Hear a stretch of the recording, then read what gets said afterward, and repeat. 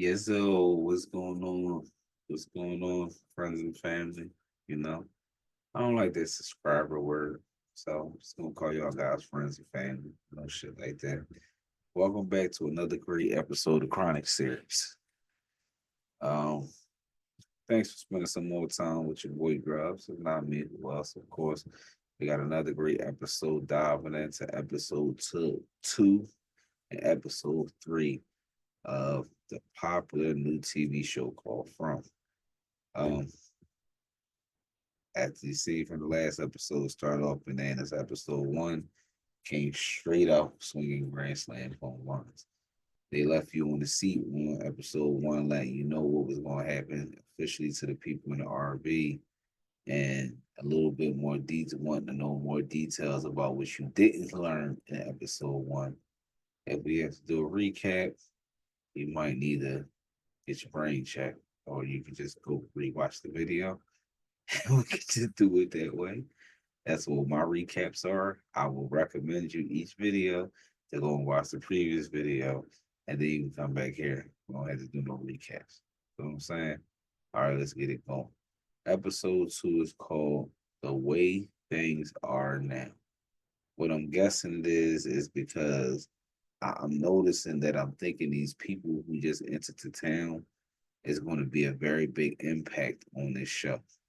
So for both of these people being the family in the RV, who you can clearly and see don't want to be stuck in a weird town, and then the guy, the other guys that came in, um, definitely you can tell they don't want to be stuck in the same town. So that was definitely, I knew they was going to be a ploy, and then I'm wondering, like, if I kind of could feel that it was the first time that two cars or two sets of people came in at the same time. I'm guessing it was always one and family family carload, but I don't think it was always a bunch of people coming in or even two sets of people coming in at one time. But check out these notes. Slow it down just enough for you to introduce us to the rules of the town. And trust me, there are rules to this town. Get your ass caught outside of the dark, you're gonna learn. The talisman said that in episode one. I kept saying that stone was something very, very important to this show. And the correct name of it is not the stone, it's called the talisman. You don't know the talisman, I don't know what's wrong with you, but I'll figure everybody do. So I should have to explain what the talisman is. Those little things are life savers. Literally. You put one on your window or door, and that keeps the monsters from coming in to your location. And I explained that at the end of episode one, what I'm thinking, those talisman being inside hanging gives them some type of way where they can't bother you. And I'm still trying to give off my theories. So I mean, so far, of course, we're gonna give out our early theories of what we think it is. I'm wondering, like I said, they only come out at night. They gotta be invited and it could be vampires. It's just we just gonna think on that. Definitely could be vampires, even though vampires suck your blood and the way that they did to them people, they did not suck no blood. They ate giz nuts about their lives. Fuck that lady and her daughter up. Turn they little ass dim sum. But at this point, episode two, this is also where you meet more of the town residents, the people that you didn't get to see, because they were stuck out in the woods helping the people in the RV and the new people coming in. You get to meet Donna. Donna's another key player because that's who I'm guessing is in control of the colony house. Because I noticed as the people was running it through, they referenced that they was not going to let them in unless Donna said so. So I'm gonna guess Donna is somebody, I'm gonna guess she runs that colony house, or if she's head honcho over that way. Um, what I say. Then you got who runs the diner, which I'm guessing is, the lady that I seen somebody working in there, and then I think I seen another lady. Is basically the glue that holds everything together.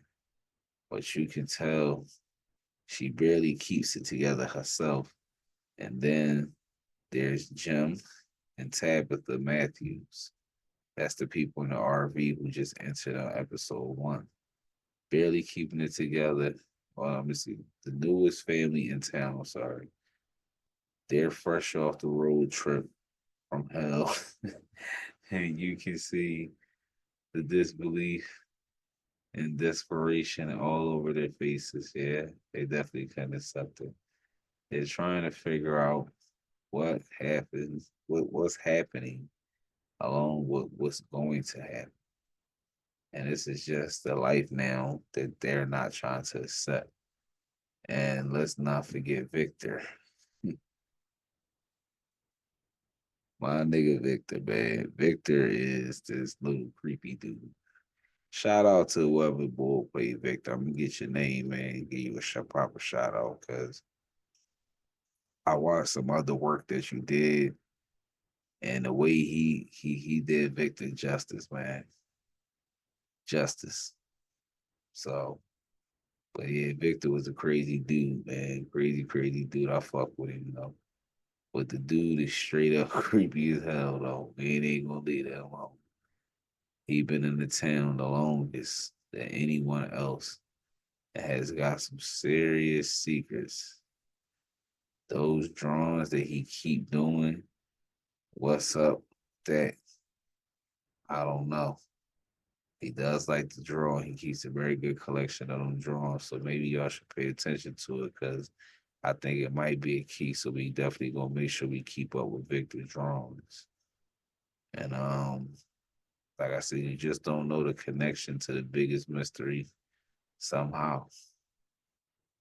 Like I definitely could say that he could be a big key, being though is that Victor has been in that town the longest. And even finding that out was kind of crazy because I'm like,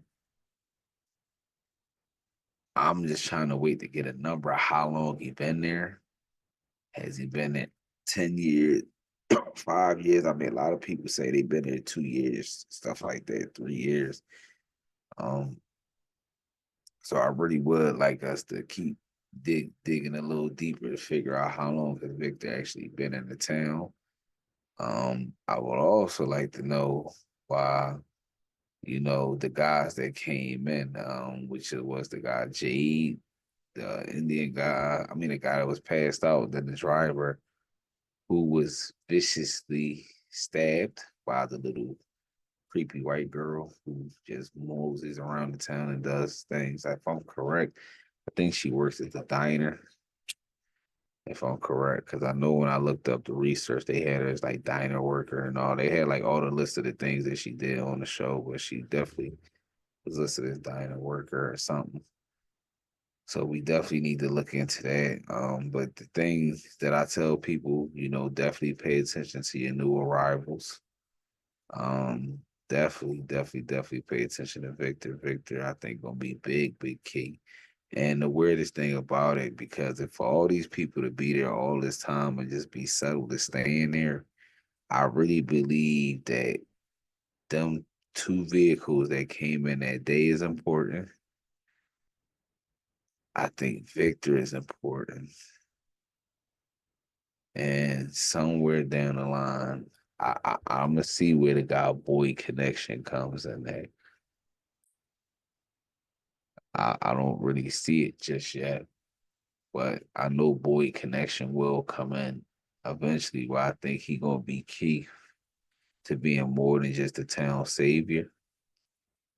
I mean, it is what it is, but we'll figure it out. But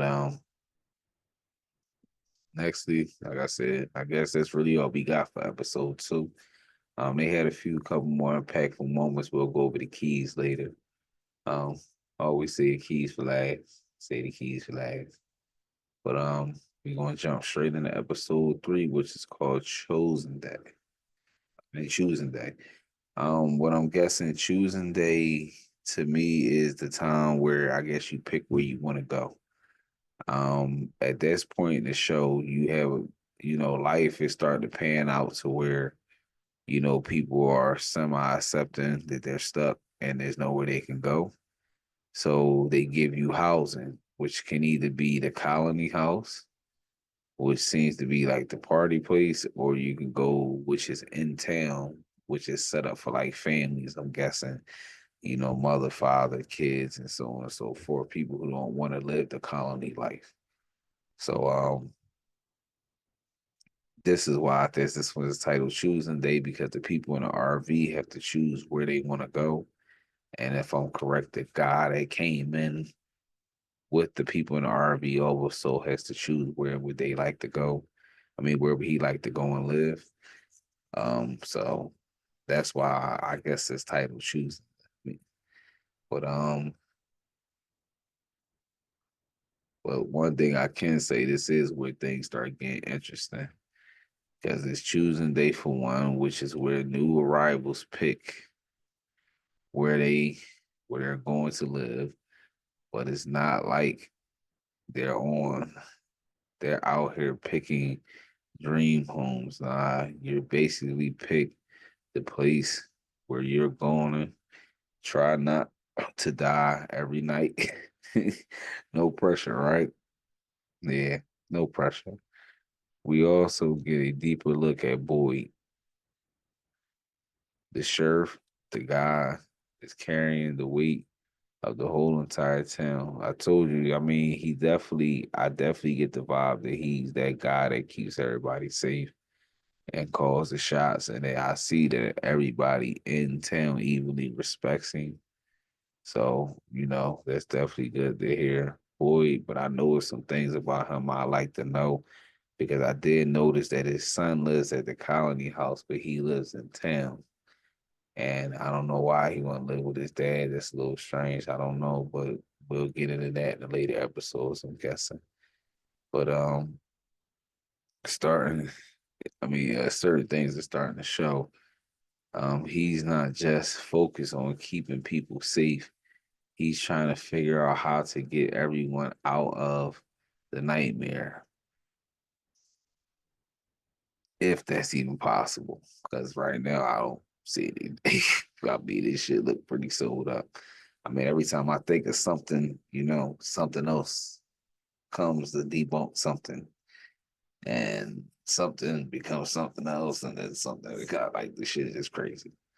And and then let's talk about the monsters for a second. The scene where they're almost getting to the diner, right? Chilling. There's just standing there, smiling, tapping on the window. It's like they know how much they're messing with everyone's head, but just don't care. The tension of the show is insane, to be honest, because it's like they can't just do anything because of the talisman.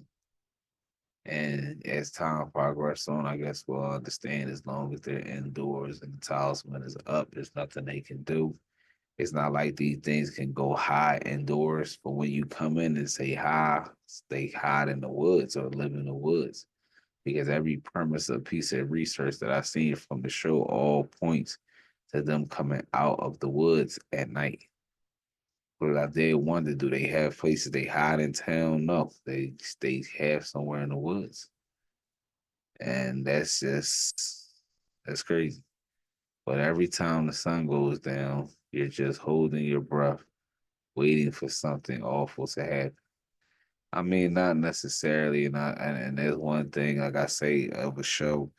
I know they had to create the twists and turns and things to make it a show, but I'm telling you now, the first night I see somebody grandma knocking on my upstairs window, I'm not opening the motherfuckers. But I would just like to know. And from there on out, I will follow the rules of the people that's alive. I will follow Victor rules and I will follow the rest of the town people rules that's been there. And I mean, really, it's not really hard to try to dig too much into it. So for me, let's get into some questions. And these are very, very key questions. I mean, to me, because I hand wrote, so I kind of like them. So here's where I'm at after these first three episodes. What the hell is this town? Yes, that question right there is like brings out to me over and over again. Is it some kind of paradox? Which I thought too, of course. First one, a government experiment, aliens. They're giving us just enough to keep us guessing, but not enough real answers yet. Correct. And those are like the main things I wanted to put out there for people to tell me if they can get the same feel from it. And what's the deal with those talismans? Like, how do they even work? Who made them? And why do they keep the monsters out? And I also like to know who found the talisman. Where did they come from? I mean, were they already hanging in these houses and y'all didn't know? Or I definitely like to get a little bit more into the talisman. I mean, something about them I really feel that they gonna have like probably close to a show or half a show explaining those because they do a lot. And then now after episode one and two, and boy know that he can actually go outside inside of a vessel and use it, so that definitely makes things cool to shit too, because yeah, you can use it inside of a vessel. You don't have to be inside. So you wearing like a RV per se, you can just hang it and chill. So I mean, that definitely was a good move. And then I guess that let them know that, well, which they probably already know, which I'm guessing anything that's a secure structure, the talisman will protect you in. Cause I know when something happened with this guy, they put him outside, and I don't think the talisman would have saved him in that box. Really don't think they would have saved him in that box. But also, what's up with Victor? This guy knows way more than he's letting on. He's been here the longest, but why? And those drawings that he keep making, are they clues, warnings, or both? Yeah, I'll be doing my homework for these questions. I'm nice. But those right there, all boggle me. And then and then there's Boyd. You can tell he got a plan, but it is even possible to escape, or is everyone just stuck here forever? Mhm. All right, y'all. That's a wrap on our breakdown from episode 1 through 3. This show has me hooked. I'm talking about hooked like a bad drug. And I'm already diving into the next episodes to see where where the madness goes. I mean, I'm pretty caught up on, I'd have watched the first three maybe like 4 or 5 times total between the two. Some episodes pretty straightforward. Some I might have to rewatch. What do you think is going on in the town? Drop your theories in the comments, of course, because I need to know if I'm not the only one losing my mind over this show. I mean, I know a lot of people are watching this show, man, because if it wasn't, it wouldn't keep getting renewed, and it wouldn't have just got a crazy renewal for like 2, 3 seasons. So this show is definitely grabbing a lot of people. People keep, you know, saying they to me. I share this tip at the end of this last quote, and then don't forget to like, subscribe, and hit that notification bell so you don't miss any future episodes of Chronic Series. Until next time, stay safe, and whatever you do, don't take the wrong turn on the highway. Trust me, please. Anywhere in that is town. And as always, we'll see y'all guys next time.